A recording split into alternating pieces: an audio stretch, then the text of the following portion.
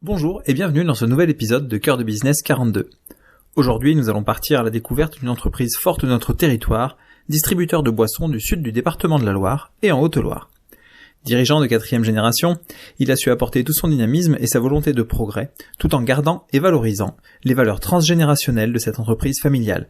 Partons à la découverte de Philippe Souchon, dirigeant de la société Souchon Boissons Service. Bienvenue dans Cœur de Business 42, le seul podcast du 42 pour celles et ceux qui rêvent d'un nouveau modèle au cœur du business. Je suis Julien Russier, coach pro pour les pros, et je vous propose de découvrir l'actualité, l'histoire et surtout la vision du futur de notre monde du travail à travers le regard et l'expérience de mes invités. Entrons maintenant dans l'intimité des aventuriers et aventurières de l'entrepreneuriat du 42. Philippe, bonjour. Bonjour. Avant de parler de l'entreprise Souchon, aujourd'hui, on a la chance d'avoir un invité. Qui vous aviez voulu inviter aujourd'hui ? Alors aujourd'hui, j'ai invité mon père, Daniel Souchon. J'ai voulu inviter Daniel parce que quand on parle de l'entreprise, c'est Daniel aujourd'hui qui symbolise l'entreprise, qui symbolise le développement de l'entreprise lors de sa génération, je dirais, et qui aussi témoigne du passage entre les générations. Parce qu'aujourd'hui, on est là, avec mes frères, on est la 4e génération. Vous parliez de l'entreprise, est-ce que vous pouvez nous présenter l'entreprise aujourd'hui ? Ouais, donc aujourd'hui, Souchon Boissons Service, basé à Larricamarie, c'est 75 personnes. Notre métier, c'est la distribution de boissons en café, hôtel, restaurant. Tout type de boissons. Bière principalement, 40% du business. Après le vin, les spiritueux, les softs, les eaux, les cafés, les jus de fruits, les sirops. On a aussi un service technique, c'est important à dire, qui s'occupe de toute la partie tirage pression, machine à café, matériel de bar, qui justement aide nos clients à commercialiser les produits qu'on leur vend. On a aussi donc une autre entreprise qu'on a repris il y a maintenant 5 ans sur la ville du Puy-en-Velay, la société Udivel, qui compte 25 personnes aujourd'hui. Ok, c'est important d'être au plus proche de vos clients ? C'est fondamental. Notre métier aujourd'hui, c'est notre service. On livre nos clients du lundi au vendredi dans des tournées de livraison optimisées. Je pense qu'on aura l'occasion d'y revenir. On est ouvert aussi le samedi matin et on a un principe d'astreinte le week-end, du samedi midi au dimanche midi, pour dépanner nos clients, soit en marchandises, soit techniquement. Ce qui fait qu'aujourd'hui, on est au contact de nos clients 365 jours par an. Ok. Est-ce que vous avez de la concurrence sur le marché ? Et si oui, comment vous arrivez à vous différencier ? C'est quoi vos atouts ? Alors oui, bien sûr, il y a des concurrents qui peuvent être de différentes natures, soit des distributeurs comme nous, qui ont le même ADN, mais il peut y avoir aussi des magasins qu'on appelle des cash and carry, où là, les clients vont dans le magasin pour faire leurs courses, on va dire, mais c'est un magasin pour les professionnels.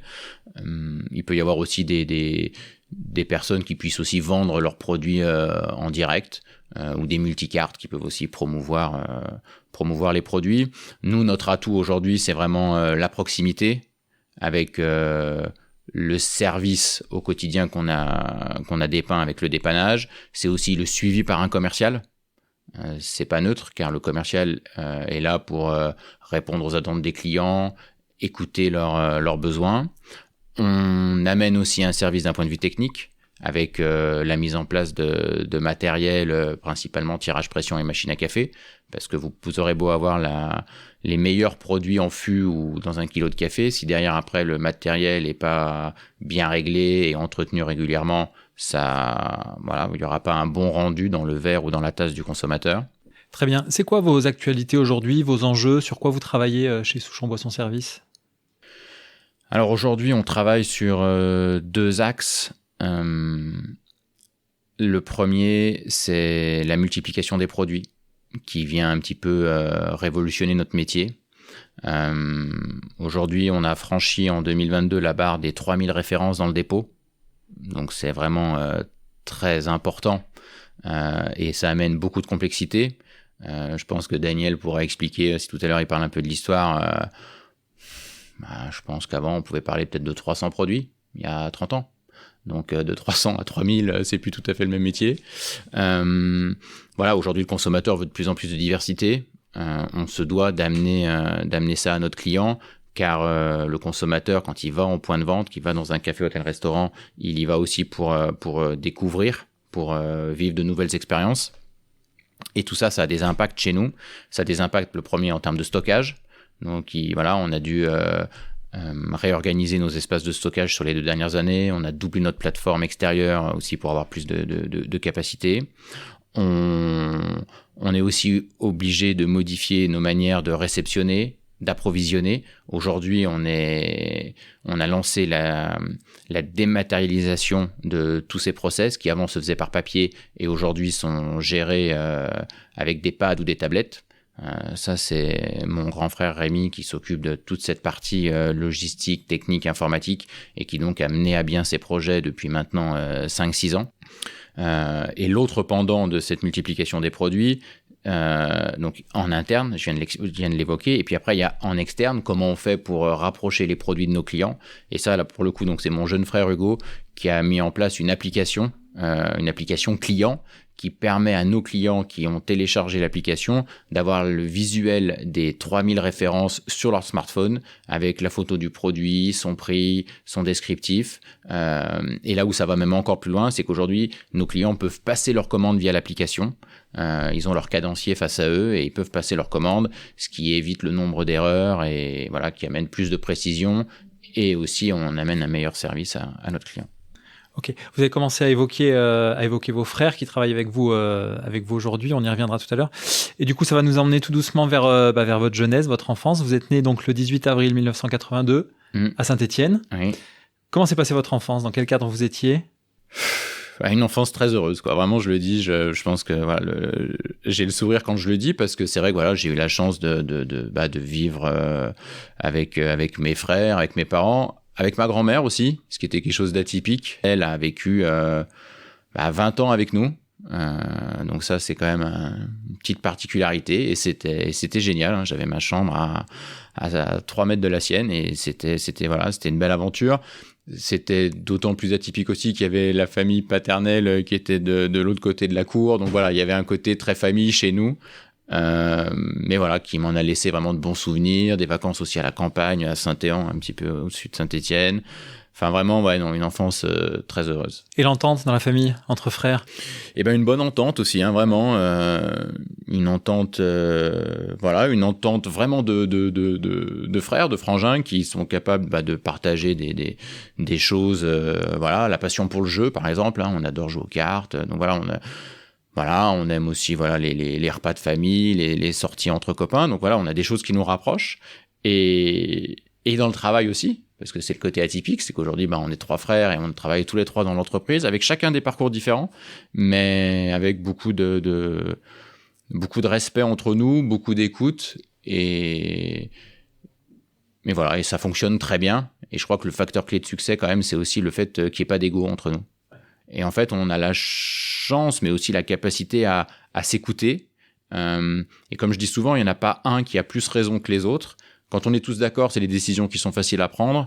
Quand c'est un petit peu plus difficile et qu'on n'a pas tous le même avis, ce qui est intéressant, c'est qu'en fonction des sujets, parfois c'est l'un on va se rallier à l'avis de l'un, puis la fois d'après, on se ralliera à l'avis de l'autre. Et malgré tout, celui qui avait raison peut ajuster encore plus son jugement à la lumière des réflexions des 3 autres.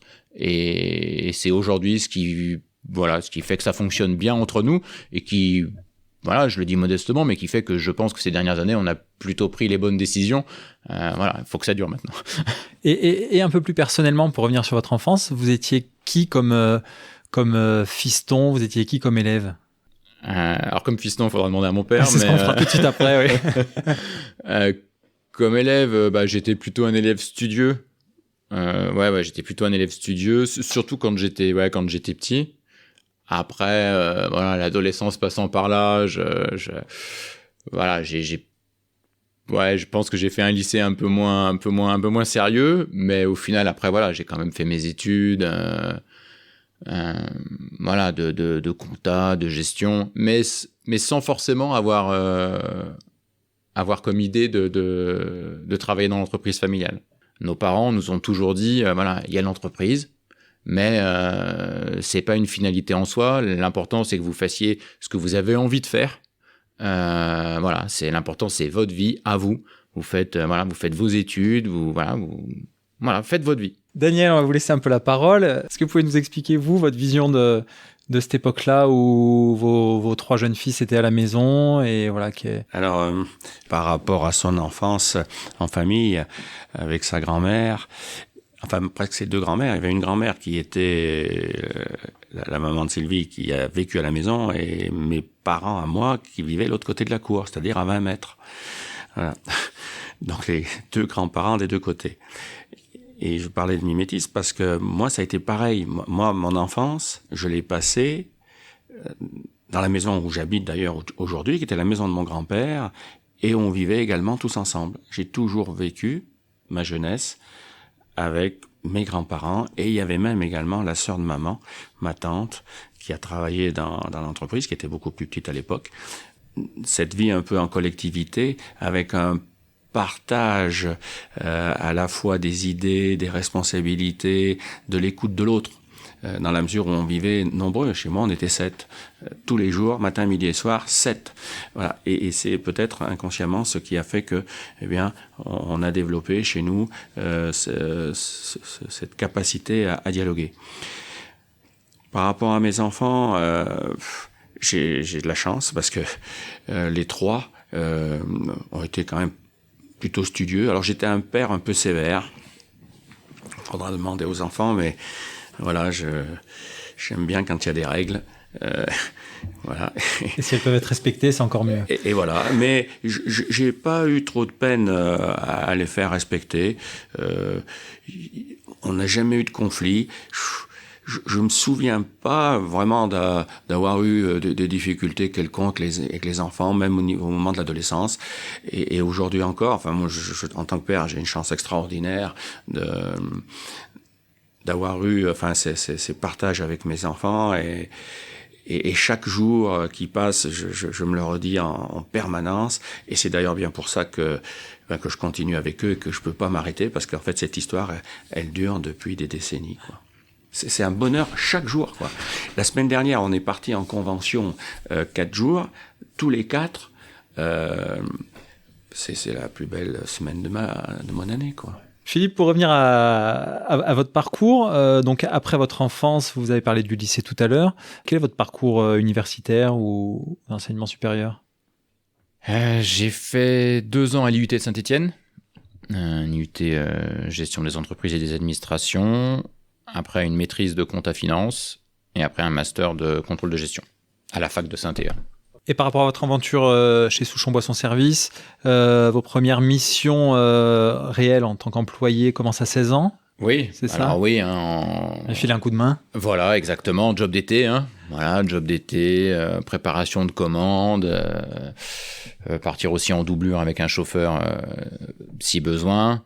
18 ans, c'était quand même c'était un peu la consécration parce que quand on a 18 ans qu'on peut prendre un camion, alors parce qu'en fait on a 2 types de camions, on a des poids lourds où là il faut un permis spécial mais que je n'ai pas, mais avec le permis voiture, le permis VL, on a des camions qui font 3,5 tonnes et qu'on peut conduire avec un permis voiture. Et voilà, et je me souviens de mes premières livraisons. Voilà, et la première fois tout seul dans le camion, à livrer, c'était un peu la fierté, quoi. C'était de dire je peux le faire moi-même. Et donc voilà, donc ça a été ça pendant de nombreux étés. Après, dans la mesure où j'ai fait des études de compta, j'ai aussi passé quelques étés en facturation et en comptabilité. Et après, j'ai vraiment rejoint l'entreprise là pour le coup à plein temps à la fin de mes études. Alors c'est le hasard de la vie, j'aurais dû normalement faire mon stage de fin d'études de 6 mois en 5e année, potentiellement ailleurs pour découvrir, sauf qu'à cette période-là, c'est le moment où l'entreprise a investi le dépôt dans lequel elle est aujourd'hui, qui permettait à 2 entreprises à 2 sites qui étaient à 20 km l'un de l'autre de n'en faire plus qu'un. Et c'est vrai qu'à ce moment-là, c'était une période, je pense, pas simple pour mon père, qui avait repris une entreprise importante en 2002. On était 3 ans après, en 2005. Il m'a à la fois proposé parce qu'il a vu que j'avais peut-être pas de projet défini, et d'un autre côté, moi, mon projet de me dire, je peux aider mon père pendant un moment, je me suis dit pourquoi pas.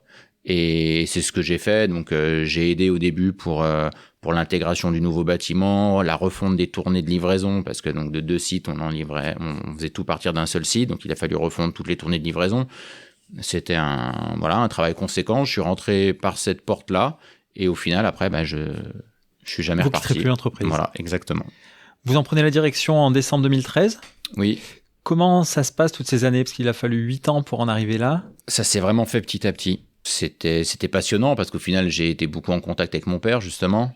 D'un point de vue vraiment personnel, ça n'a pas toujours été simple au début pour moi. Mais vraiment, d'un point de vue, voilà, vraiment à l'intérieur de moi-même, sur la partie un peu légitimité, fils à papa, fils du patron, c'était des étiquettes dont j'ai mis du temps à me défaire. Cette image vis-à-vis des collaborateurs, vis-à-vis des clients, vis-à-vis de tout le monde. Tout le monde.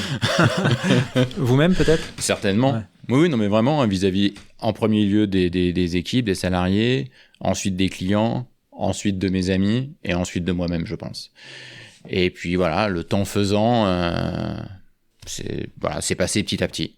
Et vous, Daniel, de votre côté, toute cette période-là, avant que Philippe arrive à la direction, et peut-être aussi au début de la prise, entre guillemets, officielle de fonction, dans quel état d'esprit vous êtes, vous, en tant que dirigeant d'entreprise, à vocation à transmettre, et quelle vision vous aviez justement de l'aventure avec vos fils à ce moment-là? Moi, je ne pensais pas que mes enfants allaient prendre ma suite, parce que le modèle économique de l'instant allait plutôt à l'intégration. Ce qui fait que, j'aurais fini par vendre l'ensemble de mes parts à Cronenbourg. Sauf que dans la vie, il n'y a jamais rien d'écrit. Et les brasseurs qui savent maîtriser les process de production ne savent pas maîtriser des process de distribution. Donc, ils ont fait machine arrière. Et c'est pour ça que, du coup, à un moment, quand j'ai vu que Philippe, qui travaillait depuis 2-3 ans avec moi, était capable de prendre ma place, et mieux que ça, je lui ai proposé de dire, écoute, on reprend les parts qui avaient été à l'époque prises par Cronenbourg, et si tu veux, on fait le parcours ensemble. Et donc, quand j'ai proposé ça à Philippe me dit, oui, ça serait bien, oui, je voudrais bien, parce qu'on s'entendait bien, et on s'entend toujours bien. Mais il me dit, moi j'aimerais bien que mon frère, son frère aîné, vienne travailler avec moi. Et Rémi, lui, est ingénieur Enise et il travaillait dans une boîte d'aéronautique à Brive-la-Gaillarde. Et on lui a proposé de dire, qu'est-ce que tu veux faire? Est-ce qu'éventuellement tu voudrais pas revenir à Saint-Étienne? Et puis, on bosse tous ensemble. Voilà. Alors à l'époque, on n'en avait pas parlé à Hugo parce qu'il était beaucoup trop jeune. Il avait 15-16 ans à l'époque. Donc voilà un petit peu ce qui s'est passé par rapport à cette intégration. Et elle s'est faite en fait assez naturellement. Et j'ai souvent tendance à dire qu'en fait dans la vie, il n'y a rien d'écrit. La preuve, chez nous, c'était vraiment le cas. Est-ce que vous aviez des appréhensions malgré tout, comme le disait Philippe tout à l'heure, par rapport aux collaborateurs, par exemple aux équipes, de venir installer vos fils? Justement, je fais exprès d'utiliser cette mauvaise expression d'installer son fils, mais est-ce que vous n'aviez pas peur de ça? Comment ça s'est passé? Il y a eu besoin de beaucoup de communication, beaucoup d'éducation, ou finalement, ça s'est fait assez naturellement? Peut-être parce que c'est dans l'ADN de l'entreprise aussi. Oui. Alors, moi, j'étais pas inquiet par rapport à la façon dont Philippe pourrait être accepté par les salariés. Ce qui m'inquiétait plus, et à un moment je leur ai dit voilà, quand je voudrais pas vous faire un cadeau empoisonné. C'était plus l'évolution du marché qui pouvait un petit peu m'inquiéter. Par rapport à la capacité à Philippe de diriger l'entreprise, j'étais pas inquiet parce que je sais comment il fonctionne. Moi qui faisais que j'étais vraiment confiant. Là vraiment, je me suis jamais posé de questions par rapport à la capacité à Philippe à diriger l'entreprise. Philippe, pour revenir sur votre parcours, donc depuis décembre 2013, ça va faire une dizaine d'années, vous êtes qui en tant que dirigeant? C'est quoi vos valeurs? C'est quoi que vous voulez véhiculer? Alors, la première chose qu'on dit au niveau des équipes, de l'entreprise, c'est la pérennité de l'entreprise, le maintien dans l'emploi des équipes. Ça, c'est vraiment des choses importantes pour nous. Et avec, au cœur de notre projet, bien sûr nos équipes, mais aussi nos clients, avec ce service qui nous est chevillé au corps. Après, au niveau un peu plus des valeurs, j'en dirais 2. c'est le travail, hein, parce que malgré tout, c'est la première chose. C'est bien de le rappeler aussi. Bien sûr. Et la deuxième, c'est le respect. Le respect qui est la condition nécessaire pour le bien vivre ensemble. On parle beaucoup de l'équilibre entre la vie perso et la vie pro. Voilà. Nous, on considère que la vie pro peut aussi être un moyen de s'épanouir, et le fait d'être bien dans son job, c'est quelque chose d'important pour nous. Et aussi parce qu'on pense, parce que tout est lié, que mieux nos équipes se sentent, et mieux nos clients vont être servis. Et mieux nos clients aussi vont ressentir que le rapport qu'on a aux équipes, que le rapport que les équipes ont avec l'entreprise fait qu'ils vont se sentir en confiance. D'ailleurs, je donne un chiffre qui est très important. Sur l'ensemble des 100 personnes sur les deux entreprises, dans le 42 et le 43, on a 15 ans d'ancienneté moyenne de nos équipes. Et ça, cette fidélité des équipes à l'entreprise, c'est très important, bien sûr pour nous, parce que c'est un indicateur social important, et aussi vis-à-vis de nos clients, dans la mesure où les clients ont souvent l'habitude d'avoir le même interlocuteur, le même commercial, le même chauffeur-livreur, le même technicien, la même personne au téléphone, et ça amène de la confiance, et des relations qui s'inscrivent dans la durée. Pour traverser votre parcours jusque-là, est-ce que vous avez des choses qui vous ont inspiré particulièrement, des personnages célèbres historiques, des personnages de films, des mentors dans la vie qui vous ont aidé, Pas vraiment. Alors je vais citer mon père pour le coup, parce qu'au final, s'il y avait peut-être une personne à laquelle je pourrais penser à ce moment-là, c'est forcément mon père en fait. Pas une personne célèbre, enfin pas tant que ça. C'est on fait ce qu'on dit, on dit ce qu'on fait. Et ça, c'est fondamental. Allusion au cinéma, je crois que dans tous les films, en tout cas dans beaucoup de films, le ressort qui amène les plus grands drames, c'est les non-dits et le mensonge. C'est toujours comme ça. Et le fait d'essayer, parce que c'est pas toujours simple et la vie est compliquée, de toujours essayer d'être le plus droit, le plus transparent possible, en tout cas le plus dans le respect possible, ça permet quand même de faire en sorte que la barque avance du mieux possible. Avant de parler de l'avenir, Daniel, est-ce que vous pouvez nous faire une petite rétrospective des entreprises, de l'histoire, de cette belle histoire? Cette belle histoire, elle a commencé en 1922 avec mon grand-père qui est né à Beauzac, l'aîné d'une famille de paysans qui vivaient avec 3 vaches, donc c'est-à-dire qu'il vivait pas. Et quand il est revenu de l'armée, il a pris son baluchon et il est descendu travailler à l'usine. La première ville quand on descend de la Haute-Loire, c'est Firminy. Et donc il travaillait à l'époque chez Holzer, c'était l'ancêtre de Creusot-Loire. Et en plus, il travaillait chez un limonadier. Il faisait des heures, qui était âgé, à qui il a racheté son fonds en 1922 avec à l'époque ce qu'on appelait des billets de fonds, parce que c'était pas les banques qui prêtaient, c'était le vendeur qui prêtait à l'acquéreur. Voilà. Et mon grand-père a eu 2 filles, dont maman et ma tante, donc qui s'est jamais mariée, qui a toujours vécu à la maison. C'est pour ça, comme je disais tout à l'heure, chez nous on vivait à 7. Mon père, ma mère, mon grand-père, ma grand-mère, ma tante, ma sœur et moi. Et voilà, on avait une place immuable autour de la table, ma grand-mère qui faisait à manger pour tout le monde. Et c'est la maison où je suis né, et c'est la maison où j'habite encore aujourd'hui. La deuxième génération, c'était mon père, qui était en fait le gendre. C'était le gendre, le mari de maman, qui venait de la Haute-Loire, qui était boulanger de formation. Maman voulant pas habiter en Haute-Loire, mon père pensait faire boulanger à Firminy. Mes parents sont mariés en janvier 1952, est arrivé le mois d'avril, mai, juin, c'est le printemps. Un boulanger, ça travaille la nuit, ça dort le matin, ça a du temps l'après-midi. Les après-midi, avec le printemps, mon père a aidé son beau-père, mon grand-père, et ça lui a plu. Mon grand-père était tout heureux de voir son gendre prendre sa suite, et ils se sont entendus comme père et fils. Quand on est gamin, qu'on vit tous ensemble, ça paraît anodin, mais après, avec le recul, j'ai jamais vu mon père et mon grand-père se disputer une seule fois, alors qu'on vivait tous ensemble tout le temps. Avec le recul, je me dis que c'était drôlement bien, et c'était pas si naturel que ça.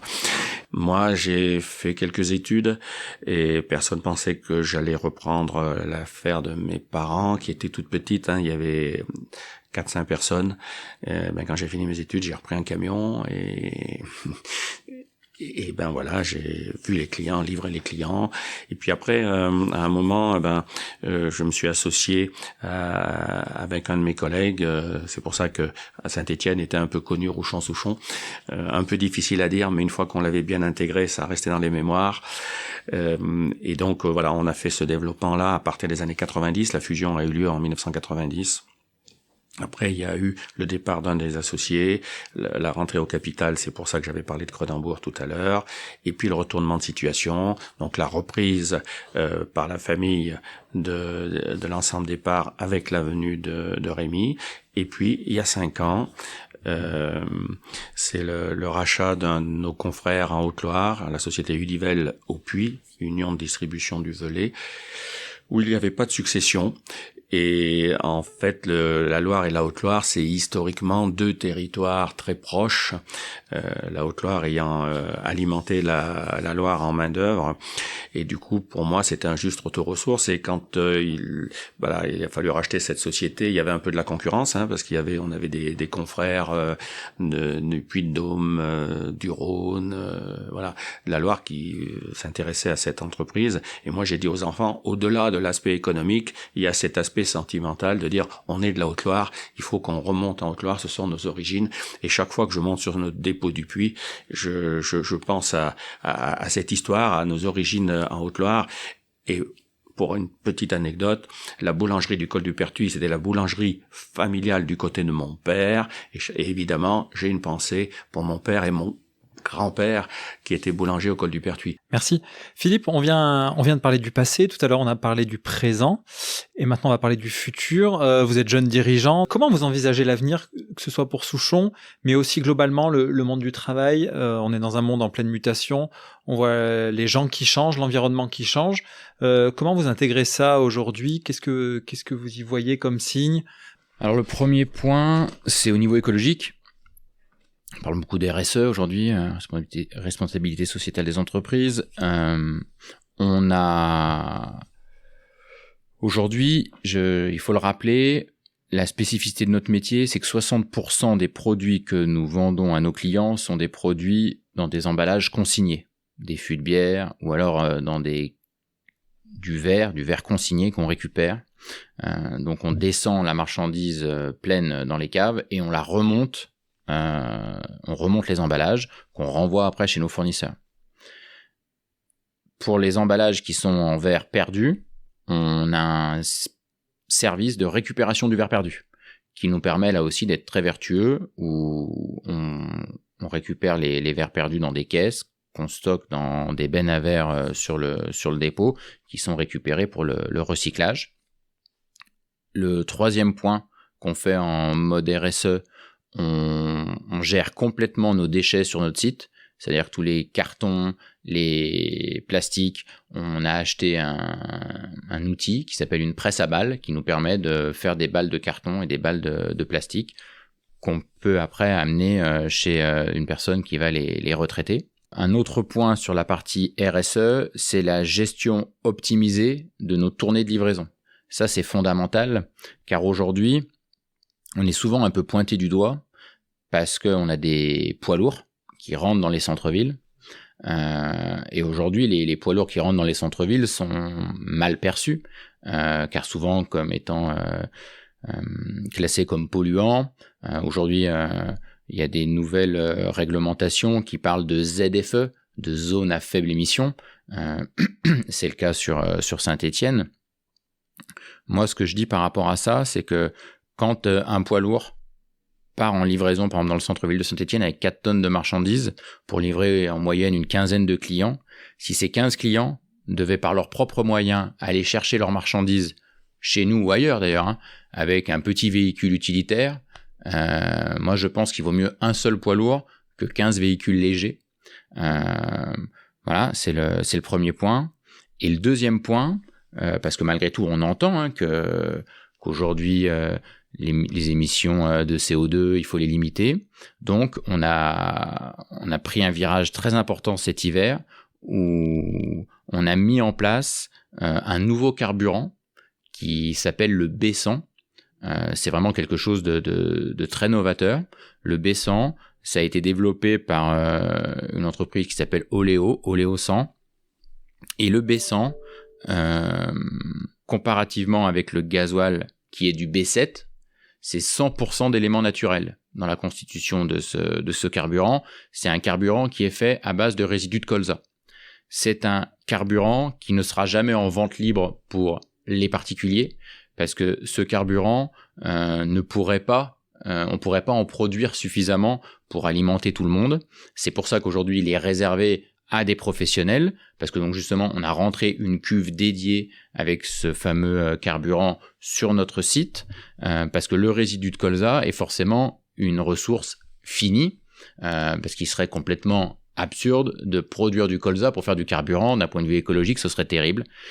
Mais aujourd'hui, le résidu de colza est transformé en carburant et ce carburant a quand même des résultats assez exceptionnels dans la mesure où, par rapport au carburant classique, au gasoil, c'est 60% d'émissions de CO2 en moins et 80% d'émissions de particules fines en moins. Ce qui veut dire qu'aujourd'hui, c'est quand même un carburant très vert. D'ailleurs, les véhicules qui roulent au B100 sont notés critère 1, donc qui est la meilleure note pour pouvoir justement accéder aux ZFE. Daniel, vous avez beaucoup d'expérience du coup dans l'entreprise. Vous avez vu passer certainement beaucoup de générations aussi dans vos collaborateurs. Comment est-ce que vous avez vu évoluer le monde du management, un petit peu le monde en interne? Quels sont les signes que vous voyez et pour vous, qu'est-ce que ça présage? Alors le monde du management en entreprise, il a fait comme le monde de l'éducation dans la famille. C'est à peu près le même schéma. Avant, c'était un ordre, on exécute. Et bien maintenant, c'est pas tout à fait pareil. C'est un ordre, mais on explique. Après tout, pourquoi pas? Jusqu'à un certain point. Moi, j'ai toujours eu un peu cette démarche d'explication, donc c'est pour ça que ça me choque pas tant que ça. Après aujourd'hui, je pense qu'au-delà du management, je pense qu'il y a une relation au travail qui a beaucoup évolué. Alors c'est certainement un autre sujet, un autre chapitre. L'actualité montre que c'est un sujet sensible et je pense qu'au-delà des retraites, le sujet qui se pose, c'est la relation au travail. Philippe, par rapport à la relation au travail, justement, qu'évoque Daniel, j'ai évoqué tout à l'heure notre objectif, qui est que les personnes puissent se sentir bien dans leur travail, dans leur job. Il n'y a pas une solution. C'est souvent un faisceau d'actions qu'on peut mener pour que les personnes se sentent bien dans l'entreprise. Alors bien sûr, il y a forcément une question de rémunération et aussi de redistribution. Je l'évoque, c'est des choses qu'on a mis en place dans l'entreprise depuis plusieurs années maintenant. Participation, intéressement, dans la mesure où c'est souvent un peu le discours qu'on tient aux équipes. On travaille ensemble, donc après on gagne ensemble ou on perd ensemble. On l'a aussi connu malgré tout avec les 2 dernières années de Covid qu'on a vécues, qui ont été cataclysmiques, mais malgré tout, on est quand même arrivé à s'en sortir. Donc il y a une partie rémunération, puis après il y a une partie vraiment confiance, une partie donner de la responsabilité, donner un cap, donner de l'autonomie, donner du sens aussi. Aujourd'hui c'est des notions qui existent beaucoup. On pense qu'à travers les notions de service, d'éco-responsabilité, quand j'ai évoqué quand même tout ce qu'on essaie de mettre en place, on pense que nos équipes sont sensibles à ce genre de choses. Après, on peut pas non plus nier qu'on a un métier particulier. Je pense à nos chauffeurs-livreurs principalement, où il y a quand même des charges lourdes. Un fût, c'est 40-45 kilos, avec descente en cave. Donc c'est vrai que c'est quand même un service atypique. C'est des services de livraison assez rare, hein, descente en cave, on range les caves.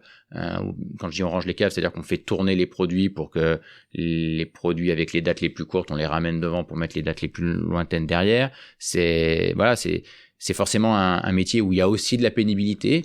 Il faut la prendre en compte. On essaye là aussi de mettre en place une organisation tant personnel, tant professionnel, qui puisse aussi avoir des avantages. Nos chauffeurs-livreurs aujourd'hui travaillent majoritairement en 4 jours. Donc voilà, on essaye de jongler avec tout ça. On n'enlèvera jamais les parties pénibles et contraignantes du travail. Le travail ne peut être est forcément à une part de contrainte, mais malgré tout, si on y amène du sens et de la reconnaissance et de l'intérêt, on pense que ça peut fonctionner. On essaye en tout cas de... Et c'est quelque chose dans lequel vous vous retrouvez ou vous pensez qu'on va trop loin aujourd'hui? C'est une question, comme en toute chose dans la vie, c'est une question d'équilibre. Et oui, si vous me demandez est-ce qu'on en demande trop aux entreprises, j'ai envie de dire que oui. Sur un point principalement, c'est que quelque part, on n'accepte plus le droit à l'erreur pour l'entreprise. On parle souvent on a une exigence de résultats et plus de moyens. Parfois, c'est difficile. On a beau mettre tous les moyens, le résultat, rien n'est parfait dans la vie. Donc, c'est pas simple. Et c'est vrai qu'on fait peser beaucoup de choses sur l'entreprise et aussi sur le chef d'entreprise. Parfois, ça pèse un peu. Comme tout n'est qu'équilibre, les plus grandes satisfactions passent par l'humain et les plus grandes déceptions passent également par l'humain. Comme à chaque émission, il est temps maintenant de me faire offrir un petit cadeau, le petit porte-clés habituel. Voilà, merci beaucoup. Il s'agit d'un porte-clés de la marque Duvel. C'est intéressant, ça remplit 2 fonctions, à la fois porte-clés et surtout, le plus intéressant, la fonction de décapsuleur. Je vous remercie énormément de votre accueil. Merci Daniel et merci Philippe. Merci Julien. C'était avec plaisir. Merci Julien. Au revoir. C'était Julien Russier dans Cœur de Business 42. Si vous avez apprécié le podcast, diffusez un maximum autour de vous. Et surtout, merci de laisser vos avis et de mettre la note de 5 étoiles à ce podcast sur votre plateforme d'écoute préférée. À très bientôt pour le prochain épisode de Cœur de Business 42. Le seul podcast du 42 pour celles et ceux qui rêvent d'un nouveau modèle au cœur du business.